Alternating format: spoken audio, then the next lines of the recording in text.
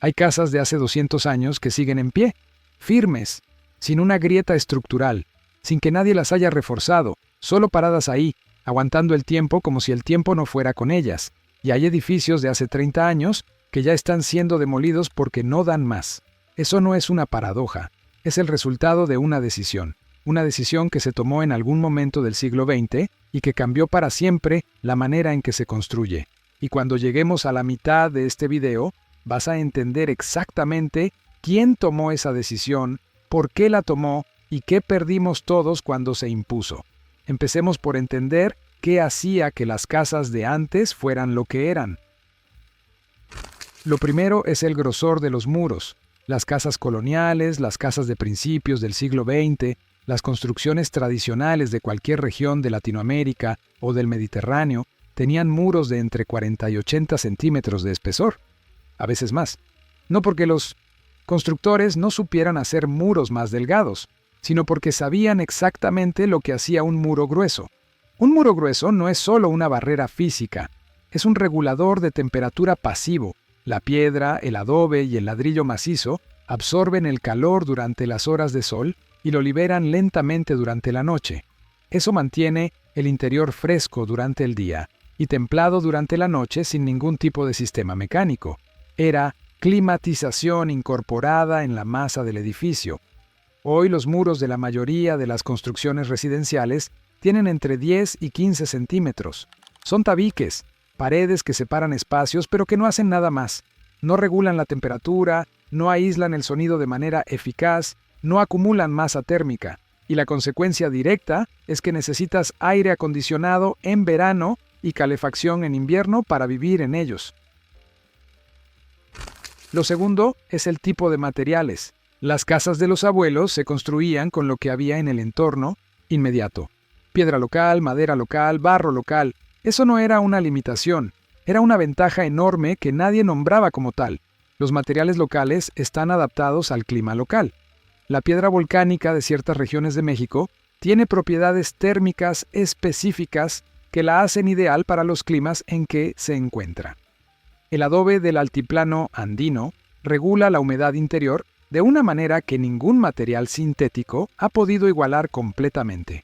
La madera de las selvas tropicales, cortada y curada de la manera correcta, tiene una resistencia a la humedad y a los insectos que los tratamientos químicos modernos imitan con resultados inferiores. Cuando la industria de la construcción se globalizó, esos materiales locales fueron reemplazados por materiales estandarizados, bloques de cemento, varillas de acero, láminas de yeso, materiales que funcionan en cualquier clima porque están diseñados para el promedio.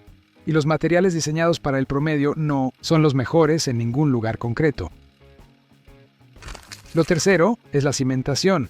Las casas antiguas se construían sobre cimentaciones que en muchos casos duplicaban o triplicaban lo que la estructura encima requería. No porque hubiera un cálculo estructural formal que lo exigiera, sino porque el albañil de entonces construía con la mentalidad de que eso tenía que durar para siempre. El exceso era intencional. Era la manera de garantizar que ningún imprevisto, ningún sismo menor, ninguna variación del suelo iba a comprometer lo que se estaba haciendo. Esa mentalidad se llama hoy sobredimensionamiento, y en la ingeniería moderna se considera un error.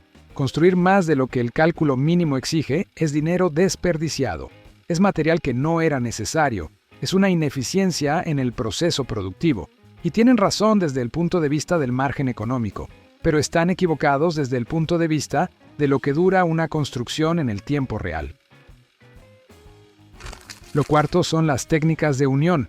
Los muros de piedra de las construcciones antiguas no usaban cemento Portland, que es el cemento que se usa hoy. Usaban morteros de cal, y esa diferencia, que parece técnica y menor, tiene consecuencias enormes en el comportamiento del edificio a lo largo del tiempo. El mortero de cal es flexible, se mueve ligeramente con los cambios de temperatura, con los pequeños movimientos del suelo, con la humedad. Esa flexibilidad le permite absorber tensiones sin fracturarse. El cemento Portland es rígido, no se mueve. Cuando hay tensión, se fisura, y una fisura en el cemento es el inicio de un proceso de deterioro que avanza. Por eso, los muros de piedra con mortero de cal de hace 400 años están en mejor estado estructural que muchas construcciones de cemento de hace 50. no porque la piedra sea mágica, sino porque el mortero que la une trabaja con el edificio en lugar de contra él. Pero eso no es nada comparado con lo que ocurrió en los años 50 y 60 en las grandes ciudades latinoamericanas, donde el boom de construcción urbana transformó para siempre la manera de edificar y donde las consecuencias de esa transformación todavía se están pagando. Lo quinto es la madera estructural. Las vigas de madera de los techos de las casas antiguas eran piezas macizas, cortadas de árboles maduros, curadas durante meses o años antes de usarse, trabajadas por carpinteros que conocían la diferencia entre una viga que iba a durar y una que no. Esas vigas todavía están en su lugar en miles de casas coloniales de toda América Latina. Siguen soportando el peso de los techos después de 2 o 3 siglos. La madera estructural moderna es madera laminada, madera reconstituida, madera tratada químicamente para compensar la falta de madurez del árbol del que proviene. No es necesariamente peor en términos de resistencia inmediata, pero su comportamiento a lo largo de décadas es diferente, y esa diferencia se ve. Lo sexto es la ventilación natural incorporada al diseño. Ya hablamos de esto en otros contextos, pero vale la pena volver aquí, porque en el caso de la durabilidad de las construcciones es fundamental. Las casas antiguas estaban diseñadas para que el aire circulara de manera natural. Eso no era solo comodidad térmica, era control de humedad. La humedad es el principal enemigo de cualquier construcción. Cuando el aire circula bien, la humedad no se acumula. Cuando se acumula, empieza el deterioro. Hongos, pudrición de la madera, eflorescencias en los muros, corrosión de los metales, todo lo que destruye un edificio desde adentro, empieza con la humedad estancada. Las casas modernas, con sus espacios herméticos y sus sistemas mecánicos de ventilación que funcionan cuando funcionan, tienen problemas de humedad que las casas antiguas simplemente no tenían. No porque la humedad no existiera, sino porque el diseño la manejaba de manera pasiva y permanente. Y aquí es donde el video cambia completamente de ángulo, porque hasta ahora hemos hablado de técnicas, de materiales, de decisiones de diseño, cosas que parecen neutras, cosas que parecen simplemente la evolución natural de la manera de construir. Pero a partir de aquí hay que hacer una pregunta diferente. ¿Por qué exactamente en el siglo XX, con más conocimiento de ingeniería que nunca, con mejores herramientas, con mayor capacidad de cálculo, las construcciones empezaron a durar menos? ¿Cómo es posible que con todo ese avance técnico, el resultado sea un edificio que dura 50 años en lugar de 200? La respuesta no está en la ingeniería, está en la economía. Una casa que dura 200 años es una casa que se vende una vez, que se repara pero no se reemplaza, que pasa de generación en generación sin necesitar ser sustituida. Desde el punto de vista de la industria de la construcción, esa casa es un cliente que compra una vez y no vuelve. Una casa que dura 40 o 50 años es un cliente que compra 2 o 3 veces en su vida, o cuyos hijos tienen que comprar de nuevo porque la casa del abuelo ya no sirve. Ese modelo genera más negocio, más préstamos hipotecarios, más materiales vendidos, más mano de obra contratada. No hubo una reunión donde alguien dijera en voz alta que había que hacer las casas menos durables. Funcionó de la misma manera que siempre funcionan estas cosas. Cada empresa buscó reducir costos de producción. Cada constructor buscó maximizar su margen por metro cuadrado construido. Cada banco buscó financiar más operaciones. Y el resultado acumulado de miles de decisiones individuales racionales fue un estándar de construcción diseñado para lo mínimo que funciona en el corto plazo. Pero eso no es nada comparado con lo que ocurrió en la Ciudad de México después del sismo de 1985, donde los edificios que colapsaron no fueron los del centro histórico construidos con técnicas tradicionales. Fueron los edificios relativamente nuevos construidos con los estándares modernos de la época. Y esa realidad obligó a una conversación que la industria de la construcción llevaba décadas evitando.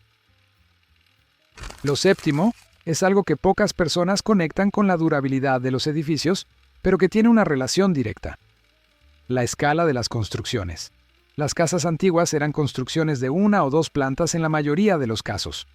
Esa escala permitía que el edificio se comportara como una unidad coherente. Todos sus elementos trabajaban juntos. Las tensiones se distribuían de manera natural. Los edificios de apartamentos de múltiples pisos tienen una complejidad estructural completamente diferente. Más puntos de fallo potencial, más interfaces entre materiales, más sistemas mecánicos que pueden fallar, y una dependencia de que todos esos sistemas funcionen simultáneamente para que el edificio sea habitable. Una casa antigua de un piso puede tener el techo en mal estado y seguir siendo habitable mientras se repara. Un edificio moderno con el sistema de bombeo de agua fallido deja de ser funcional en horas. Lo octavo es la relación con el mantenimiento. Las casas antiguas estaban construidas con la idea de que iban a ser mantenidas. No de manera extraordinaria, de manera ordinaria y cotidiana. Una vez al año se repasaba el mortero de los muros. Cada cierto tiempo se trataba la madera de los techos. Había pequeñas intervenciones regulares que prevenían deterioros mayores. Esa cultura de mantenimiento preventivo existía porque los materiales lo permitían y porque el conocimiento para hacerlo era accesible. El dueño de la casa o alguien del barrio sabía cómo repasar un muro de cal. Sabía cómo tratar una viga de madera. El mantenimiento no requería especialistas ni equipos costosos. Las construcciones modernas están diseñadas de manera que el mantenimiento requiere especialistas. Sistemas eléctricos que solo puede tocar un electricista certificado. Sistemas de plomería que requieren herramientas específicas. Fachadas de materiales compuestos que cuando fallan no se reparan, se reemplazan. El mantenimiento se convirtió en un servicio que se contrata, no en una habilidad que se tiene. Y eso cambió la relación de las personas con sus propias casas de una manera que tiene consecuencias que van mucho más allá de lo económico. Lo noveno es el sonido. Las casas de paredes gruesas tenían un silencio interior que hoy es prácticamente imposible de encontrar en las construcciones nuevas. No era un detalle menor. Era una condición de habitabilidad que afectaba directamente la calidad de vida, el descanso, la concentración y la privacidad de las personas que vivían dentro. Un muro de 80 centímetros de piedra no deja pasar el ruido del exterior, no deja pasar las conversaciones del vecino, no deja pasar el tráfico de la calle. La casa era un espacio acústicamente separado del mundo, y esa separación tenía un valor que nadie cuantificaba porque era simplemente normal. Hoy, el aislamiento acústico es un lujo de alta gama que se agrega a las construcciones premium como característica diferencial. Era simplemente una consecuencia del grosor del muro, y era gratis. Lo décimo, y con esto cerramos el círculo, es la identidad que daba una construcción duradera. Una casa que pasa de generación en generación no es solo un inmueble, es un ancla, un punto de referencia físico para la memoria familiar. El lugar donde ocurrieron las cosas, donde estaba la cocina de la abuela, donde se marcaban las alturas de los niños en el marco de la puerta, donde el tiempo tiene una textura física que se puede tocar. Cuando las casas duran 40 años y se demuelen, esa continuidad se rompe. Las familias pierden no solo el inmueble, sino el espacio físico de su propia historia, y eso tiene un costo que no aparece en ningún balance económico, pero que es completamente real. Hay un movimiento creciente en varios países que está recuperando las técnicas de construcción tradicional. No como ejercicio nostálgico, sino como respuesta práctica a problemas concretos. Arquitectos que trabajan con adobe, con piedra, con cal. Constructores que están redescubriendo que lo que funcionó durante siglos sigue funcionando, y que el problema no era la técnica antigua, sino la decisión de abandonarla. Lo que están encontrando, en términos de durabilidad, de eficiencia energética y de bienestar de los habitantes, es una historia que la industria de la construcción convencional prefiere que no se cuente demasiado alto. Pero se está contando,